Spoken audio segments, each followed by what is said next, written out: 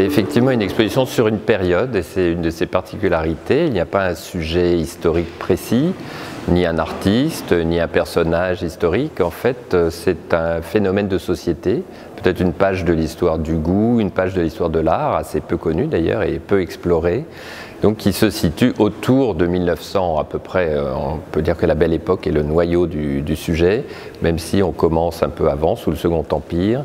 On a choisi des dates symboliques pour fixer les bornes du sujet, 1867, en plein Second Empire, parce qu'il y a une grande exposition Marie-Antoinette qui déclenche sans doute quelque chose.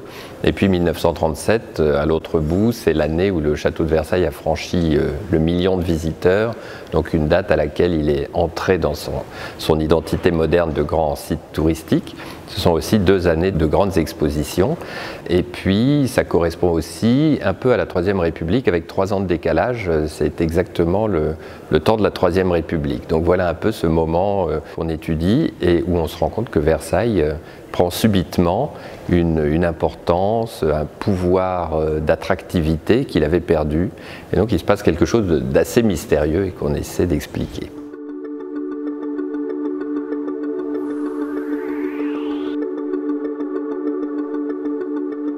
Alors, c'est certainement en grande partie à cause des événements politiques que Versailles est revenu sur le devant de la scène. On voit d'ailleurs des épisodes fracassants. Évidemment, c'est la défaite de 70 et la proclamation de l'Empire allemand dans la Galerie des Glaces.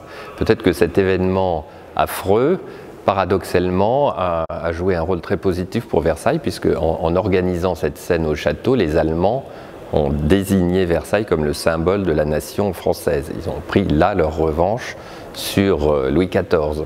Et puis autour de cet événement, il va y avoir donc toute une actualité forte politique qui se réinstalle paradoxalement à Versailles et cette jeune Troisième République qui prend racine ici. Mais c'est aussi un phénomène plus diffus, phénomène culturel, mais tout est lié et on a à l'intérieur du château un mouvement de remeublement, de restitution des splendeurs du palais de l'Ancien Régime. Il y aura la figure de Pierre de Nolhac, le grand conservateur emblématique de ce travail-là. Mais il y a aussi tout un cercle d'écrivains, de poètes, de musiciens, d'artistes qui se mettent à graviter autour du château, qui sont plus ou moins liés à ce conservateur, à ce travail-là, qui sont un peu liés aussi à l'agitation politique, mais pas si clairement que ça. En fait, c'est vraiment quelque chose de très complexe, mais très saisissant et très agréable, puisque ça se traduit par des manifestations littéraires et artistiques assez extraordinaires.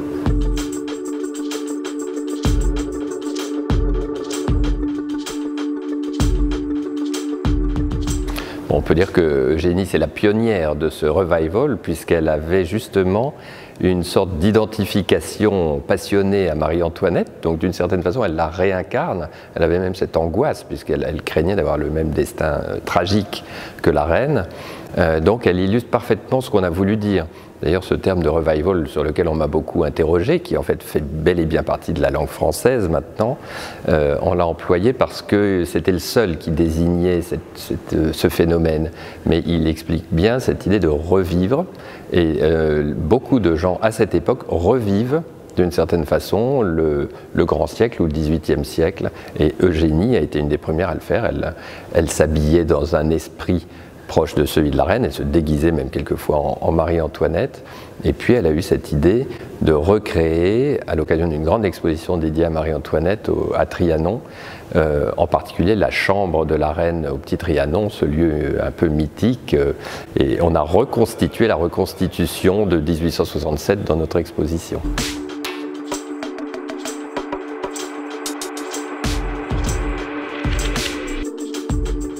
Alors, ce sont mes chers prédécesseurs prestigieux.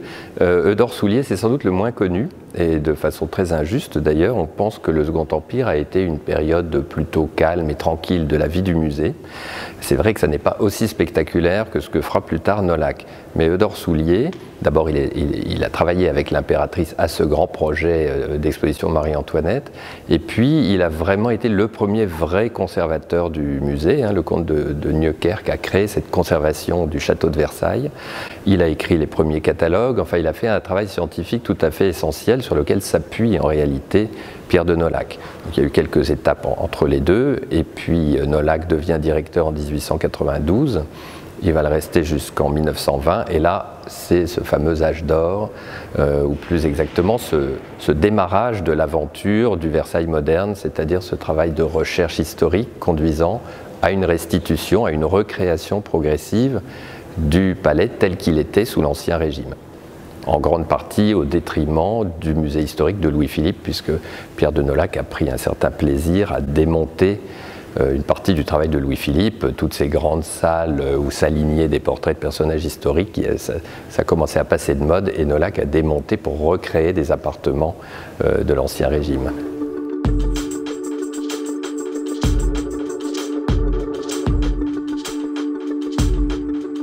Alors, le paradoxe de ce revival versaillais, c'est qu'il est très républicain, puisque après l'épisode de la Commune, l'installation du gouvernement versaillais, il y a cette volonté d'abord de faire évoluer les institutions, le bicamérisme qui est mis en place, et puis la volonté de faire siéger les instances à Versailles, d'où la nécessité de construire un nouvel hémicycle, le premier étant déjà fourni par l'Opéra Royal. Donc il y a un peu d'hésitation au début sur le fait de savoir si on mettait le Sénat ou l'Assemblée nationale dans telle ou telle salle. Et ce qui est finalement choisi, c'est le Sénat à l'Opéra et puis l'Assemblée nationale, la Chambre des députés, dans un nouveau bâtiment qui est construit en plein milieu de l'aile du Midi, en 6 mois, chantier extraordinaire, record, parce que c'est cette salle qu'on connaît aujourd'hui comme salle du Congrès, hein, qui est gigantesque, et qui a été construite par Edmond de Joly, en 1875. Alors ça ne va pas durer très longtemps, hein, l'Assemblée nationale rentre à Paris à la fin des années 70, mais il y a un épisode comme ça très intéressant où toute la vie politique est concentrée à Versailles. Ensuite, il restera les élections de président de la République qui continueront à avoir lieu ici, enfin beaucoup d'événements très importants et des visites officielles, diplomatiques, des accueils de souverains étrangers. Donc Versailles continue à être un outil de la République.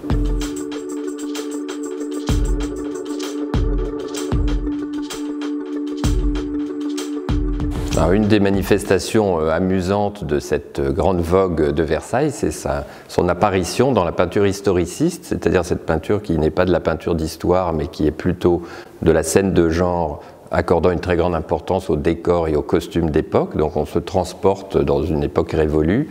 L'historicisme, on en parle surtout pour l'architecture, hein, cette architecture fin 19e, façon gothique ou Renaissance. On a la même chose en peinture, et si au début c'est le Moyen-Âge qui est à la mode, petit à petit, ou la Renaissance chez les troubadours, Versailles ressurgit, des petites scènes où on voit Marie-Antoinette se promener dans les jardins de Trianon, des scènes de la cour, des marivaudages. Et cette peinture, on a eu beaucoup de mal à la réunir parce qu'elle est peu présente dans les musées, elle n'a pas été beaucoup prise au sérieux.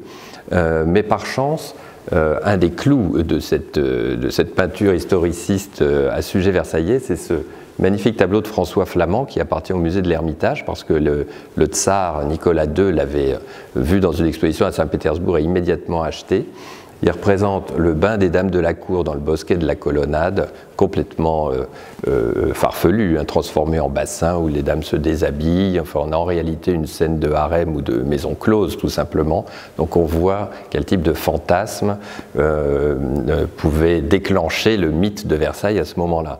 On est à une période où l'histoire est loin, la Révolution est loin, la vision qu'on se fait de cette époque devient un peu floue et du coup on a plus de place pour l'imagination et pour l'humour.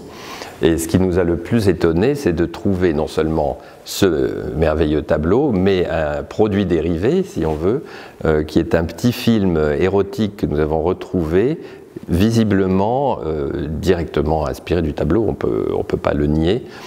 Probablement le succès de ce tableau a été tel au Salon de 86 qu'il est resté un peu dans les mémoires, il a dû être gravé, reproduit, on peut encore continuer les recherches sur le sujet. Et ce film qui pour le coup lui devait circuler dans des maisons closes, hein, c'est le genre de petit film qui servait un peu à égayer l'atmosphère, il prend exactement le même thème, il reconstitue tant bien que mal le bosquet de la Colonnade, et là les petites dames sont d'ailleurs moins dénudées que dans la peinture puisqu'on sait que c'est plus difficile de montrer les choses au cinéma que dans les tableaux.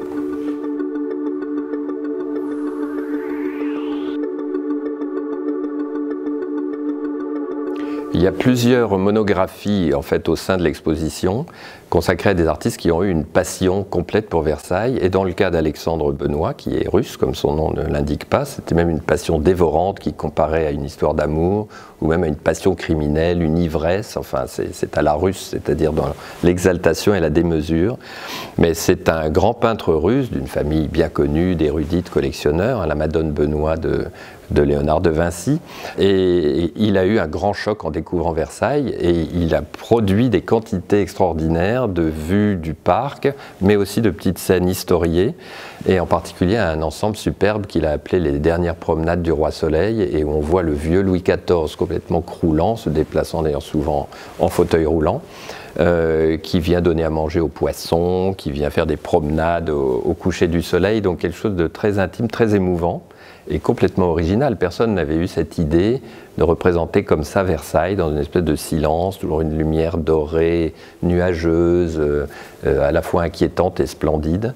Donc on peut dire qu'Alexandre Benois, qui est russe, on retrouve beaucoup les Russes dans cette exposition, a senti quelque chose et a traduit pour la première fois un peu cette étrangeté fascinante de Versailles. Et c'est ce qui est très beau à cette époque, c'est de se rendre compte que des artistes ont compris ça, l'ont ressenti et l'ont mis en forme. On va le retrouver avec un peintre comme Maurice Lobre, avec Paul Helleu, avec Boldini, des gens comme ça qui ont été saisis. Et puis Gaston Latouche, un autre peintre qui a été totalement tétanisé et qui a dit que son seul maître était le parc de Versailles.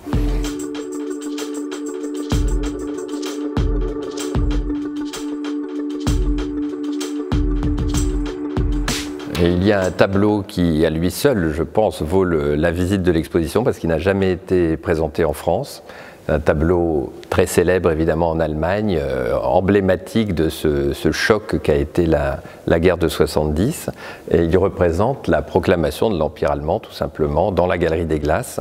Et c'est quelque chose d'assez extraordinaire de penser que ce génie de l'histoire qu'ont les Allemands a rendu à Versailles son vrai rôle symbolique, puisque c'est en choisissant de venir se venger de Louis XIV, qui était l'agresseur, enfin la France depuis Louis XIV n'avait pas arrêté de harceler l'Allemagne, comme chacun sait, et donc c'est là, dans cette mise en scène, qui d'ailleurs reprend un petit peu les grandes audiences de Louis XIV, qui lui se mettait plutôt du côté du Salon de la Paix, alors que là l'empereur est du côté du Salon de la Guerre. On a les miroirs en face et le parc derrière nous. Donc tableau qui est vraiment une espèce de chose impossible. L'Allemagne qui se crée, parce qu'en réalité la victoire allemande de 70 crée aussi l'unité allemande. Donc c'est très étonnant de voir que tout ça prend forme dans la Galerie des Glaces. Et le tableau a été offert par la famille impériale allemande au chancelier Bismarck. Et il est toujours dans la famille, ce sont les descendants de Bismarck qui nous l'ont prêté. Il est présenté dans un musée de la Fondation Bismarck à Friedrichsruh. Donc il a fallu même démonter les fenêtres du musée pour le faire sortir. Ça a été vraiment un grand événement. Et ils ont eu vraiment cette générosité, cette volonté de le montrer à Versailles pour l'occasion. Et c'est un tableau qui est assez inoubliable. Et on comprend tout ce que ça a pu déclencher. Ça nous ouvre une section politique qui se poursuit avec deux très jolis tableaux de Puvis de Chavannes sur la commune, avec les soldats dans le parc de Versailles. Et puis ensuite l'installation de l'Assemblée dans la nouvelle salle, et puis tous les événements politiques, les visites de chefs d'État, de rois de différents pays d'Europe, donc toute cette activité politique frénétique de Versailles.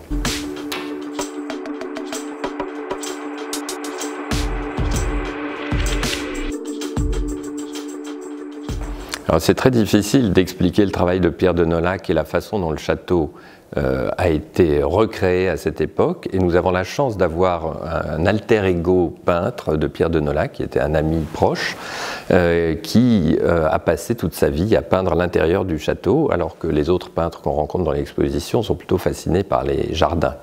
Et Maurice Lobre, qui est un Bordelais d'origine, a eu, pour une raison inexplicable, un coup de foudre lui aussi, et a représenté le château sous toutes ses coutures, et a passé des semaines, des mois, des années installé dans les salons du château, et il nous donne vraiment la vision de ce qu'était le nouveau Versailles, qui nous paraît, par rapport à ce qu'on connaît aujourd'hui, bien maigre, bien pauvre, presque dérisoire, mais déjà à l'époque c'était une résurrection.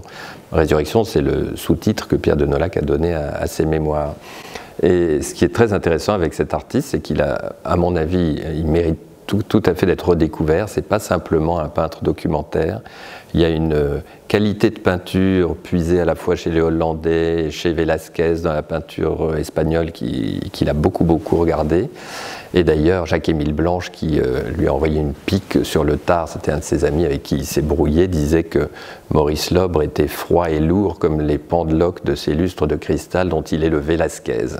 Mais en fait, en voulant dire une méchanceté, il a glissé cette idée de Velázquez. Et certains autres ont eu une idée beaucoup plus positive, puisque Sergueï Tchoukine, par exemple, qui était le plus grand collectionneur d'art moderne de l'époque, à côté de ses Gauguin et de ses Picasso, accrochait des Maurice Lobre.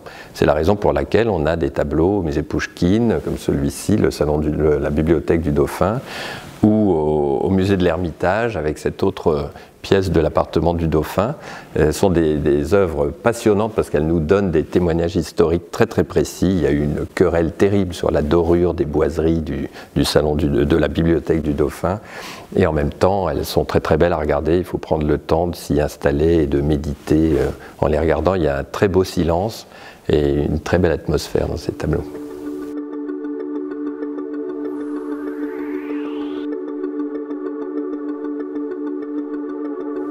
Alors, le vrai cœur de l'exposition, c'est la poésie. En réalité, c'est elle qui crée le lien entre tout ce qu'on trouve dans les salles. Et on a une série de magnifiques figures littéraires de l'époque qui ont eu, eux aussi, ce choc et cette passion pour Versailles, le plus célèbre étant Marcel Proust. Et on pourrait dire que d'une certaine façon, le Versailles Revival est une histoire très proustienne. Il y a une redécouverte d'une forme de beauté de Versailles. Proust l'a dit d'ailleurs, que Versailles était encore plus beau à ce moment bizarre de son histoire, un peu décadent, que du temps de Louis XIV lui-même. On définit une forme de splendeur bouleversante dans ce Versailles qui a survécu des années après la Révolution. Et autour de ces poètes qui viennent séjourner à Versailles, dans les hôtels chics qui se créent en ville, des salons littéraires qui se retrouvent ici, Anna de Noailles qui autour d'elle a Maurice Barrès, Robert de Montesquieu, la figure évidemment la plus célèbre, la plus spectaculaire de ce milieu. Tous avaient une vraie passion pour Versailles et revivaient à leur façon cette société engloutie. Et on a à chaque fois des textes magnifiques. Pour Proust, c'est disséminé dans diverses œuvres, mais on a des recueils spécifiques chez Montesquieu avec les Perles rouges, chez Henri de Régnier avec La Cité des eaux.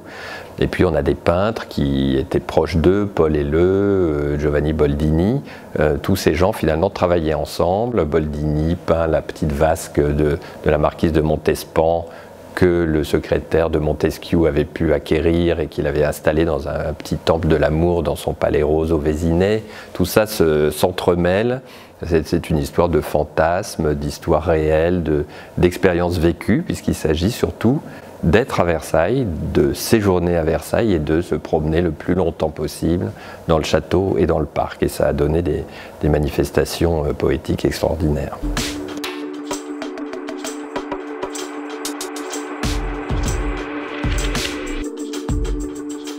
Alors, dans ce travail commun des peintres, des musiciens, des écrivains, il y a un thème qui émerge, qui est très frappant, c'est ce culte de l'automne, qui est la saison identifiée comme correspondant parfaitement à Versailles, la saison où il faut venir à Versailles, méditer dans le parc et contempler la splendeur de cet environnement qui est en train de flamboyer avant peut-être de disparaître, puisqu'il y a cette correspondance entre le destin d'un château abandonné qui pourrait mourir et qui éventuellement peut renaître aussi, et puis la magnificence de ce grand parc et des feuilles d'automne.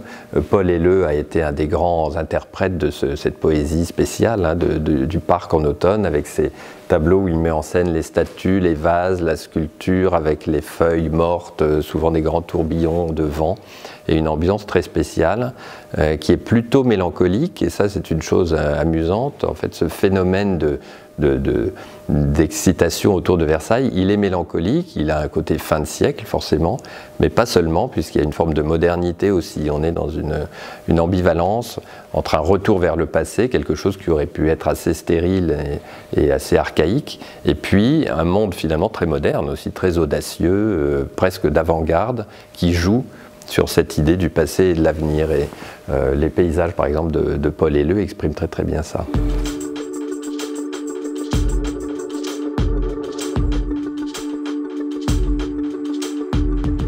Une grande partie de l'exposition est consacrée à ces nouveaux Versailles qui fleurissent un peu partout, en Bavière, aux États-Unis beaucoup.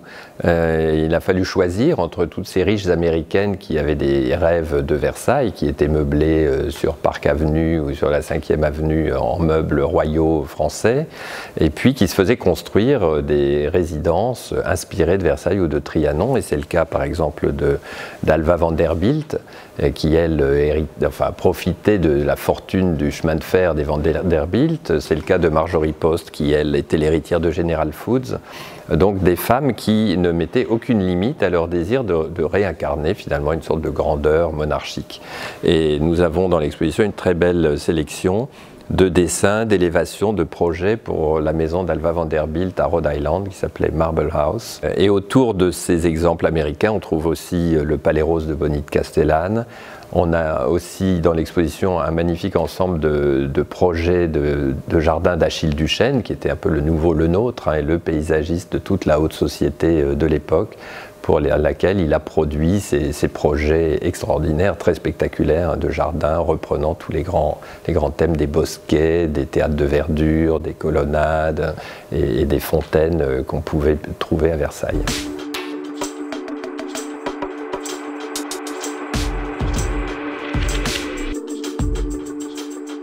Gaston Latouche, qui était le peintre par excellence de la Belle Époque, a eu lui aussi son coup de foudre pour Versailles. Il a même déclaré qu'il n'avait qu'un seul maître, le parc de Versailles. C'est assez étonnant quand on pense à l'œuvre très amusante, débridée de ce peintre. On n'imagine pas du tout que Versailles ait pu avoir une telle importance pour lui. En tout cas, il a peint des quantités de tableaux qui n'ont aucune limite dans l'imagination et dans le goût. On a une époque où vraiment toutes les frontières du bon goût traditionnel sont éclatées. Et Latouche, lui, il s'inspire du parc et représente de façon plus ou moins fidèle ses bassins, ses fontaines, ses bosquets, mais en y ajoutant des petites naïades nues dans les bassins qui jouent avec des cygnes, qui quelquefois sont poursuivis par des faunes ou des satyres. Donc on a une espèce de grande fantasmagorie versaillaise. Et ce qui est très amusant, c'est qu'un grand tableau comme celui-là, qui est un de ses chefs-d'œuvre, complètement redécouvert à l'occasion de l'exposition. Il était roulé dans les réserves du musée de Limoges où il avait été envoyé dans les années 30. Ce tableau est en fait une commande officielle pour le palais de l'Élysée et il avait été installé dans le salon du buffet diplomatique. C'est très amusant de penser à l'idée qu'on se faisait à l'époque de l'image de la France, celle qu'on voulait donner en tout cas aux visiteurs officiels. Aujourd'hui, on n'oserait jamais s'aventurer à montrer ce genre d'image. Donc à la fois c'est passionnant parce qu'on voit que Versailles est le symbole absolu de la culture française, qu'à ce moment-là, on n'a pas peur de montrer ces petits faunes qui conduisent la barque, de montrer des feux d'artifice, quelque chose de complètement romantique. Et ce qui est en plus passionnant pour nous, c'est de voir comment Latouche dilate et transforme l'univers versaillais en prenant par exemple un des bassins célèbres, le bassin de Saturne, mais qui en réalité est un petit bassin rond. Donc là, il le transforme en une espèce de grand bassin où on peut naviguer. Et puis on a l'effet des grandes eaux et des fêtes de nuit qui fait écho à ce spectacle qui devenait absolument incontournable depuis la fin du XIXe siècle. Les grandes eaux et les fêtes de nuit, qui étaient gérées par une société des fêtes versaillaises, étaient devenus le spectacle le plus fabuleux sur le plan touristique de l'époque. Donc on a des affiches extraordinaires, on a un afflux de visiteurs, et Latouche, parmi plusieurs artistes, a été un des passionnés de ces grandes eaux et de ces feux d'artifice qui illuminaient le parc très très régulièrement.